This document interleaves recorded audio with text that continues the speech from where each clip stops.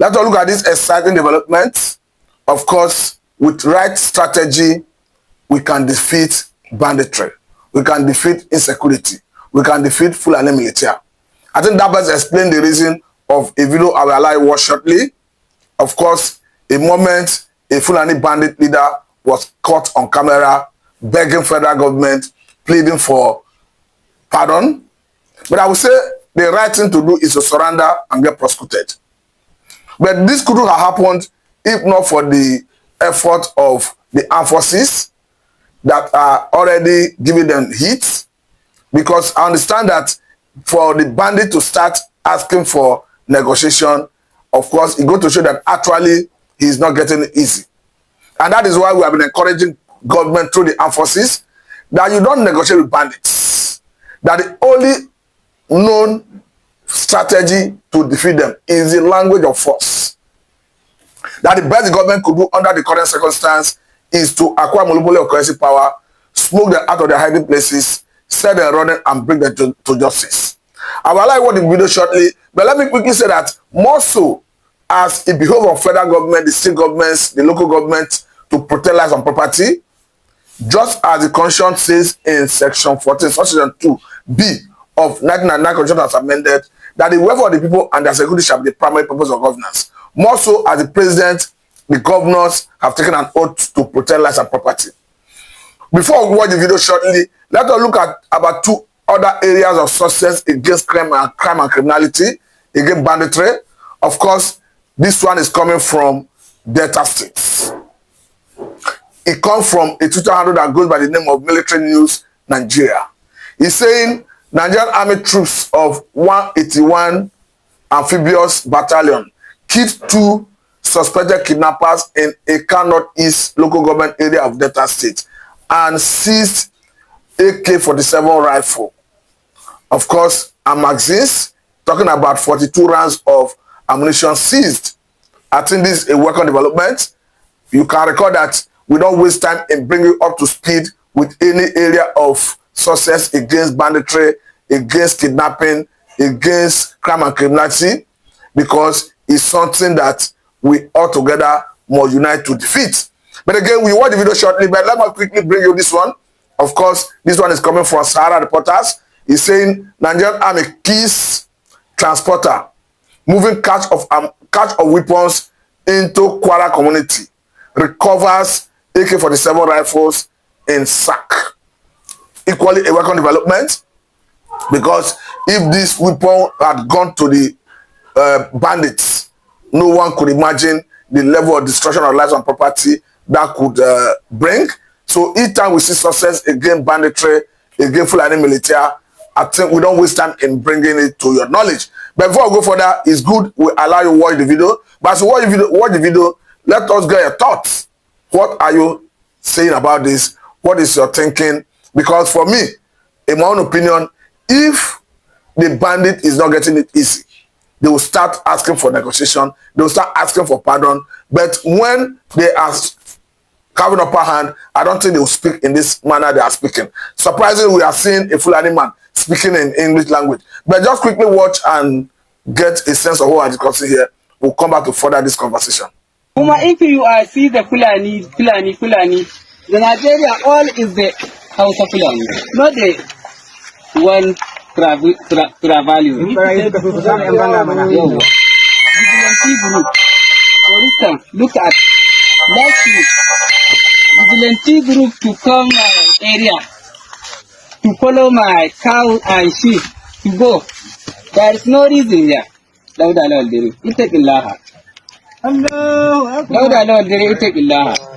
are the leader of Nigeria, Zamfara State, in terms of my Zamfara State. So, if you are need to continue to lead Zamfara State very well, no be problem. So just come and call the Fulani, the Kashalas, to come to meet them. If the Fulani need something the benefit of cows in terms of borehole, and other different beneficiaries. So After that, if you have questions, just raise your hands and ask. For instance, look at you resembling like a Fulani. You are a white man. You know they say where Fulani is thief, all the thief. No. Wala no the Fulani all they are thief. No. Go and check it. Now, for instance, me, I am the one that my house, I building my house very clean. Amma, you send the aeroplane now to come and bombing it. Why? I don't know why. So, if you are thief, so nobody can come with your area to push your thief. So you have to be respect your country. If you don't follow this rule, you are constitution. You are no constitution. After that, we need send this message to. So for what you can clearly understand, before this man actually came out to start talking in this manner, you got to show that yes, they are not getting it easy. And personally, I don't want them to get it easy. I want the heat to be on them. I want federal government to bring the might of federal government on them. The might of and the wrath of the law. Because they say there is no peace for the wicked. I want to say that it should be their portion. Whether he goes by the name of Ada Leru, Toji Bello, or the recent one in Faskari, local government area of Katsina State, there is no peace for any of them. The best bet I can to maintain is for the government to acquire monopoly of currency power, smooth them out of their hiding places, set them running, and bring them to justice. Because it has been proven that bandits do not repent. That all the strategy of, or rather, insinuation coming from them saying they repented is just a strategy to perhaps infiltrate into the ranks of the armed forces through perhaps a reintegration into the society to wreak havoc. Because the other time we saw the compromising of the maritime military base, and I understand that could have happened if not for some level of actionable intelligence on the part of terrorists, and that could have only happened through perhaps any of these means of saying they are repented and they are allowed to the larger society. I must say that the government must be circumspect, particularly the armed forces, in allowing them come close to military formation, even if they say they are repented. But for me, I don't think there's anything that repented bandits. Just like as the former governor of Kaduna State put it, talking about Malanase Erufai, that bandits do not repent. That the only bandit that have repented is one that have died. That his own ideology is to disallow them. Send them to the creator who has the ultimate power to judge them. I think I go with that ideology, and I think that his position is potent. But again, let me quickly say that I'm not satisfied with the approach of some states in the north, particularly those states that are currently ravaged by insecurity occasioned by excesses of Fulani militias, bandits, talking about states like Katsina, Zamfara, Kwara, and even Benue. We were thinking that by now they will be in the forefront, jumping at this opportunity provided by federal government through forest guard. Because from my own understanding, hence federal government have said that, of course, this came from the president himself, that the forest guards will be strengthened. And we understand that strengthening means arming them. That was what was lacking under the last administration of Muhammadu Buhari. Of course, a situation where security arrangement at the state level were not allowed to be armed. Because we understand for you to be armed at that level, you need an end-user certificate that normally comes from the Office of the National Security Advisor. That security arrangement at the state levels could not get under the last administration of Muhammadu Buhari. But currently, we have seen a situation where the government have come out clearly to say, yes, you will be given the opportunity to be armed. And I think that is a welcome development. More so as we have seen the Director General of DSS, talking about Ajayi, who recently made it very clear that communities should be empowered to be the first line of defense in case of invasion. Let me say that the likes of Governor of Zamfara State, who the other time acknowledged that with his own position as a governor, that he has been able to acquire some level of technology that enables him to monitor the movement and location of bandits. That the only thing that is lacking is the ability to command the security architectures and move them into operation. I want to say that this forest guard has come to provide that opportunity, because personally, I've been an advocate that the governors should not be just be going by the name of the governors and the chief security officer of their respective states, but rather that they should be given some level of security power to parade. I want to believe that this forest guard have come to give them that leverage. Of course, if you are allowed to engage personnel and they will be armed, they are directly under your control. So I don't know why some states, particularly those states I earlier mentioned, are wasting time in jumping at this. I understand that Enugu state government have started engaging personnel. I must say kudos to them.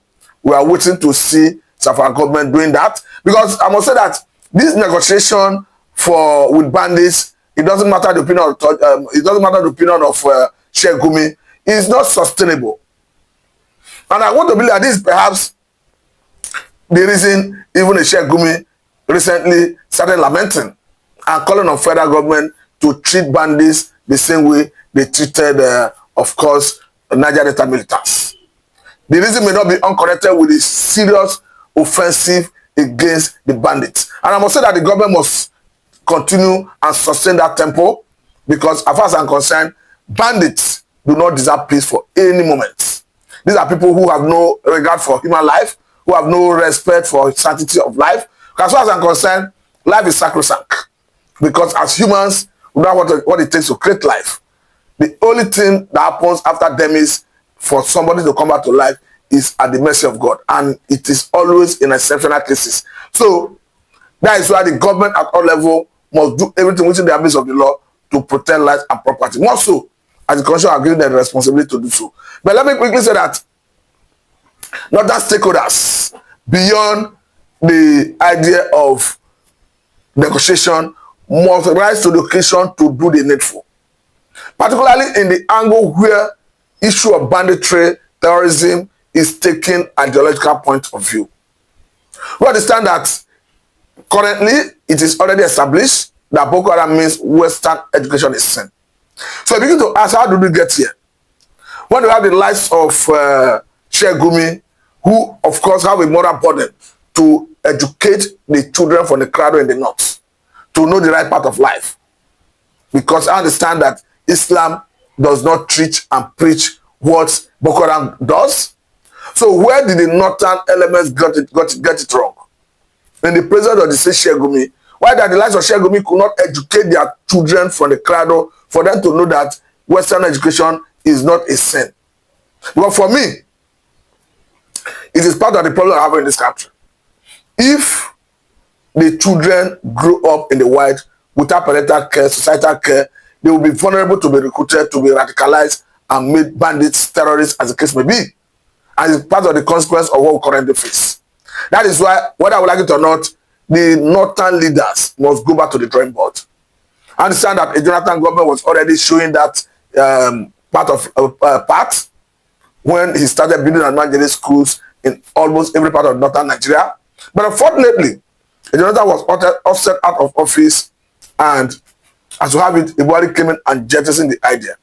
One would have expected that the northern stakeholder would have taken that trajectory, but unfortunately, they didn't see it as a necessity.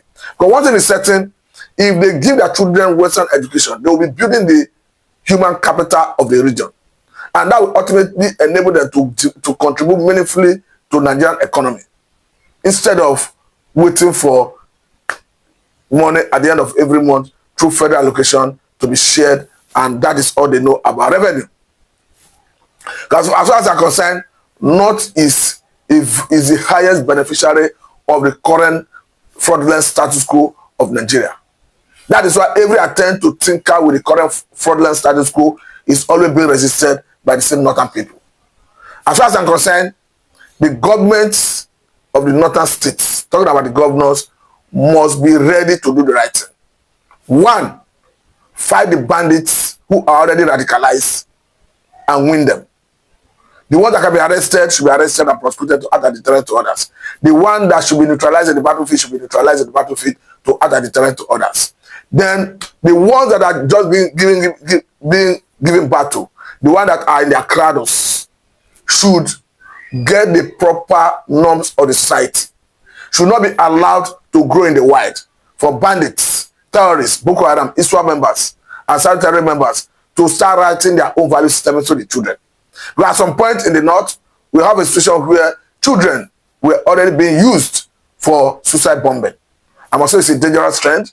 That is where the likes of Sheikh Gumi have a moral burden to educate the children in the north, rather than advocating for amnesty for the bandits.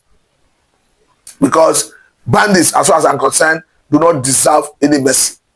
These are people who have killed and killed and killed more than enough. We can recall recently how even a Tojibelu abducted about 50-something persons, and of course, ransom was demanded. It turned out that those who could not raise ransom were disallowed one after the other, even in the presence of those who were able to raise the ransom. I must say the government must rise to the occasion to protect lives and property. It is their responsibility that's accorded to them by the Constitution of the Federal Republic of Nigeria. I must say very thank you for your time. This is Sabra Bidan and Samatu.